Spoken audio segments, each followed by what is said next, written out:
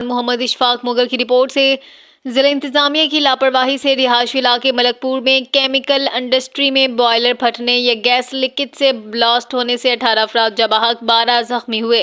Rescue 1112 को 5:28 पर boiler हादसे की कॉल मौसूल हुई। हादसा Malakpur Shahab town kabaddi stadium ground के इलाके से रिपोर्ट हुआ। फैसलाबाद से अपडेट कर रहे हैं हमारे ब्यूरो चीफ अशफाक मुगल। जी अशफाक, ये वाकया कब, कैसे और किस वजह से पेश आया और इस वक्त क्या सूरत हाल है?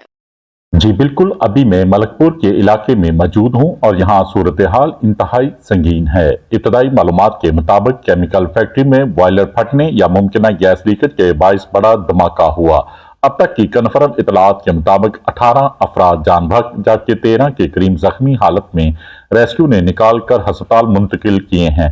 धमाका आज सुबह 5:28 पर हुआ। रेस्क्यू 1112 को कॉल मिलते ही टीमें फौरी यहां पहुंची। अभी तक 31 इमरजेंसी व्हीकल्स और 145 से ज्यादा रेस्क्यूर्स ऑपरेशन में हिस्सा ले रही हैं।